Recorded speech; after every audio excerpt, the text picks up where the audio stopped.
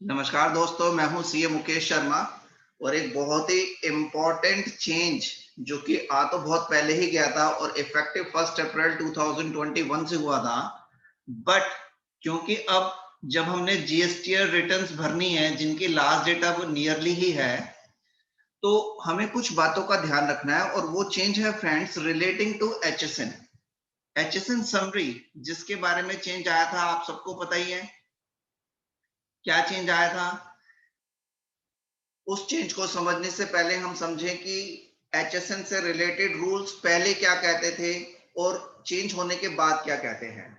तो अगर हम देखें एचएसएन की समरी जो हमें जीएसटी रिटर्न के टेबल में डालनी होती है जीएसटीआर 1 के अंदर, पहले क्या रूल थे? जिनकी टर्नओवर 1.5 करोड़ तक थी उनके लिए कोई भी एचएसएन समरी डालनी मैंडेटरी नहीं थी। जिनकी 1.5 करोड़ से 5 करोड़ थी, फ्रॉम 1.5 करोड़ टू 5 करोड़, तो उनके लिए 2 डिजिट एचएसएन मैंडेटरी था अपने इनवॉइस के अंदर भी एंड उनको जीएसटी रिटर्न के अंदर भी डालना था जीएसटीआर 1 के अंदर। और जिनके टर्नओवर 5 करोड़ से ज्यादा थी उनके लिए 4 डिजिट मैंडेटरी था। ये था पहले। अब क्या हुआ है? अब रिसेंटली जो चेंजेस आए, जो changes by way of notification 78/2020 जो कि 15 अक्टूबर 2020 को ही बता दिए गए थे कि ये इफेक्टिव होंगे 1 अप्रैल 2021 से। चेंज क्या है कि यहाँ पे टैक्स पेयर को दो कैटेगरी में बांट दिया। वो टैक्स पेयर जिनकी एग्रीगेट टर्नओवर 5 करोड़ तक है एंड वो टैक्स पेयर जिनकी एग्रीगेट टर्नओवर 5 करोड़ से ज्यादा है। पहले जो स्लैब थी वो तीन थी, 1.5 सीआर, 1.5 सीआर से 5 सीआर एंड 5 सीआर से ऊपर। तो जो तीन कैटेगरी थी उनको दो कैटेगरी में कन्वर्ट कर दिया, इन दोनों को मर्ज करके अब इसी कैटेगरी में ले गए। अब इन्हें क्या करना है? प्रोविजन ये कहता है कि अगर ये बी टू बी सप्लाई करते हैं तो 4 डिजिट एचएसएन डालना टैक्स इनवॉइस में जरूरी है और बी टू सी के लिए ऑप्शनल कर दिया गया है। तो ये जो चेंज आया ये टैक्स इनवॉइस के लिए तो उन्होंने बता दिया, बट जीएसटीआर 1 के बारे में इसमें कुछ नहीं बताया। सिमिलरली कॉरेस्पॉन्डिंगली जो टैक्स पेयर जिनकी एग्रीगेट टर्नओवर 5 करोड़ से ज्यादा है उनके लिए मैंडेटरी करा बी टू बी के लिए 6 डिजिट एंड बी टू सी के लिए भी 6 डिजिट। पहले इनके लिए 4 डिजिट होता था, अब इनको 6 डिजिट डालने हैं टैक्स इनवॉइस पे। बट अगर ये एक्सपोर्ट करते हैं, चाहे कोई भी पर्सन हो, तो वो कस्टम्स के अंदर फॉरेन ट्रेड पॉलिसी से गवर्न होते हैं। वो कहते हैं कि 8 डिजिट डालना उसके अंदर जरूरी है, पहले भी और अब भी।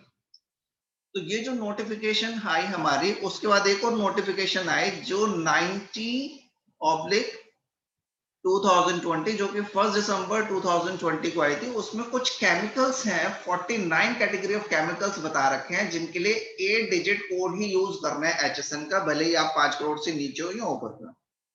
तो अगर आप केमिकल ट्रेडिंग के अंदर है या उस बिजनेस के अंदर है तो आपको ये नोटिफिकेशन देखनी बहुत जरूरी है कि आपका केमिकल इसके अंदर फॉल तो नहीं करता। अब हम आते हैं जीएसटीआर 1 के अंदर। जैसे कि आप सब जानते हैं कि जीएसटीआर 1 के अंदर एक होती है टेबल नंबर 12 जिसके अंदर एचएसएन की डिटेल जाती है, एचएसएन नंबर, उसकी डिस्क्रिप्शन, उसकी टैक्सेबल वैल्यू क्या आईजीएसटी, सीजीएसटी, एसजीएसटी है एंड उसकी टोटल वैल्यू क्या है, वो डिटेल हमें डालनी होती है।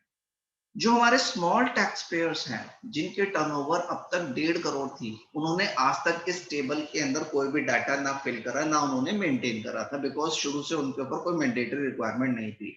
अब क्योंकि मैंडेटरी रिक्वायरमेंट आ गई है तो उनके लिए जरूरी है कि टैक्स इनवॉइस में तो मेंटेन करना ही है। और ध्यान रखें जब उनकी जीएसटीआर 1 भरी जाएगी तो टेबल 12 में जहां जहां उनके लिए मैंडेटरी है वो फिगर्स डालने जरूरी है। एक बार जरा देखें कि उन स्मॉल टैक्स पेयर्स के लिए क्या चीजें जरूरी हैं। अगर बी टू बी सप्लाई है तो 4 डिजिट मेंटेन करना जरूरी है, बी टू सी सप्लाई है तो ऑप्शनल है। अगर मेंटेन करा है तो इसकी भी डिटेल डालनी है, अगर मेंटेन नहीं करा है तो बी टू सी की डालने की जरूरत नहीं है, बट बी टू बी की डिटेल डालनी बहुत जरूरी है दोस्तों। क्योंकि जब हम अपनी जीएसटीआर 1 भरते हैं वहां पे वो बी टू बी की डिटेल अलग मांगता है और बी टू सी की डिटेल अलग मांगता है। तो जो टेबल में बी टू बी की डिटेल जाती है नेट ऑफ क्रेडिट नोट, वो हमारे इस एचएन समरी से मैच होनी चाहिए। और ऐसा इन नोटिफिकेशंस में नहीं बताया इन्होंने, इसके लिए एक सेपरेट नोटिफिकेशन इशू करी 2020 में, 13th अमेंडमेंट करी रूल्स के अंदर बाय वे ऑफ नोटिफिकेशन 82/2020। इसके अंदर एक पैरा 7 इंसर्ट किया गया पैरा 7 रिलेटिंग टू है जीएसटीआर 1 को भरने की जो इंस्ट्रक्शंस होती हैं, उन इंस्ट्रक्शंस के अंदर एक और नई एंट्री उन्होंने इंसर्ट करी। इनफॉर्म जीएसटीआर 1 इन दी इंस्ट्रक्शंस आफ्टर सीरियल नंबर 17 एक सीरियल नंबर 18 उन्होंने इंसर्ट करा और ये बताया कि रूल 46 के प्रोवाइजो अगर आपके ऊपर लगते हैं तो उसके अकॉर्डिंगली आपको जीएसटीआर 1 की टेबल 12 भरनी है। अब ये रूल 46 के प्रोवाइजो क्या है? रूल 46 के प्रोवाइजो दोस्तों यही है जो पहले इनिशियली ये वाली टेबल थी, ये रूल 46 के प्रोवाइजो के अंदर ही जारी की गई थी, और अब ये जो नोटिफिकेशन है जिसके अंदर ये सारी बातें बताई हैं, ये भी रूल 46 के प्रोवाइजो के अंदर ही है। अब क्योंकि इसमें एचएसएन डिजिट मेंटेन करनी जरूरी है, तो इसीलिए जीएसटीआर 1 की टेबल 12 के अंदर भी वो एचएसएन नंबर डालने जरूरी है। तो जो टैक्स पेयर्स जो 5 करोड़ से ज्यादा के थे, उनको तो पहले से ही आदत थी डालने की, बस 4 डिजिट की बजाय 6 डिजिट डालनी है। बट वो स्मॉल टैक्स पेयर्स जो अभी तक नहीं डाल रहे थे, इट माइट बी पॉसिबल कि रिटर्न भर दी जाए और गलती से डाटा चढ़ेगी ना, अगर नहीं चढ़ेगा तो क्या कॉन्सिक्वेंसेस हो सकते हैं। सीजीएसटी एक्ट का सेक्शन 125 एक जनरल पेनल्टी के बारे में बात करता है। अगर हम ये डिफॉल्ट करते हैं, डिटेल को नहीं चढ़ाते, तो सीजीएसटी एक्ट के तहत 25,000 रुपए तक की पेनल्टी लग सकती है। And same amount of penalty 25,000 25,000 की एसजीएसटी एक्ट के अंदर है, और अगर हम इन दोनों को क्लब करें तो 50,000 रुपीज तक की पेनल्टी इसमें लग सकती है। और इस डिफॉल्ट को कैच करना बहुत आसान है क्योंकि ये information technology based system data B2B के अंदर है, और अगर एचएसएन के टेबल में नहीं गया तो ऑटोमेटिकली बता देगा कि इन्होंने ये डिफॉल्ट करा है। सो बी वेरी केयरफुल।